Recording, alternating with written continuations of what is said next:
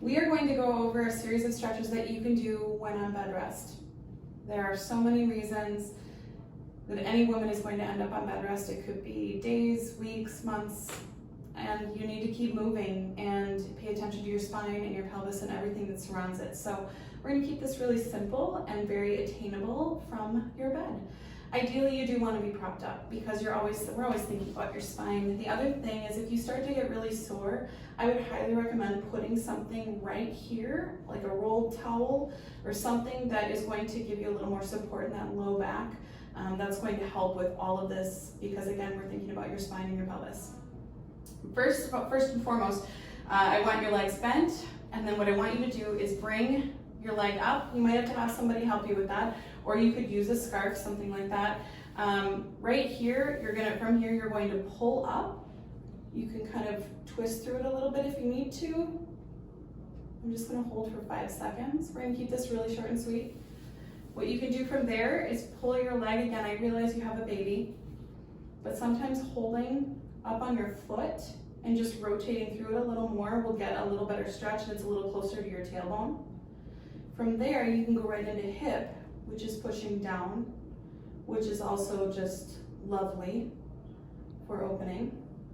And because we're going to do this in real time, I'm going to repeat this on the other side. From there, we're going into hip flexor, okay? So you drop your leg off the table. You certainly can scoot. If you don't have access to that though, that's fine. Just lengthen through that. Let your leg drop off a little bit. In most instances, you'll be on a bed, so you'll have a little more of a drop. If it isn't enough, you can always bring your leg back to open that up as well.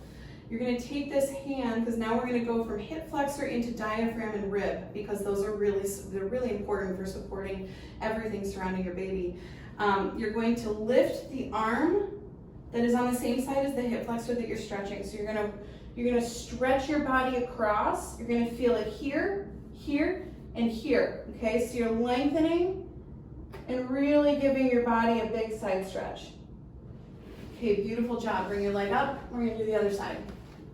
Getting into that figure 4, same thing. Nice and relaxed, and then you're going to pull up and kind of rotate through that.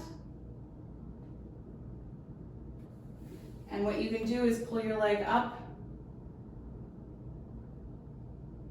and then you're going to push down. So down now is hip, opening up that hip. Now I didn't do this on the other side. You do have access to this if you want. It's to bring your leg down and just pull lightly. It's going to give you a spinal twist. So it depends on what you're dealing with, how much twist you really want, but that is accessible to you from this position. Okay, now we're going into hip flexor. Right here, you're dropping that leg off the table, and then you're going from that to that long body, okay? Right through that diaphragm, through your ribs, through your hip flexor. Beautiful job. Bring your leg up. Now we're going into neck, okay? We're gonna start with the eagle arm. You're here, and I want you to drop into the arm that's on the bottom, that's underneath. Drop into it. Switch arms.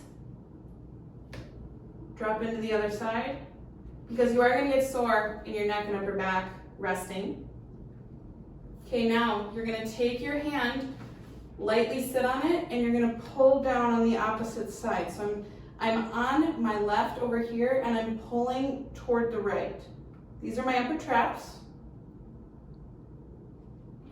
And you're gonna do the same thing on this side. Drop through those upper traps. Beautiful stretch. From there, we're gonna go into these beautiful breathing muscles. You're going to pin your collarbone right here. And I'm gonna do this without a pillow. And you're going to allow yourself to drop back. And just hold it. These are your beautiful breathing muscles. What you can do from here is look to the other side as well, or rotate to the other side if you want a little more of a stretch on the outside. We're gonna go to the other side, pin that collarbone, pull, and then if you need more, you rotate over. And I would repeat those as needed.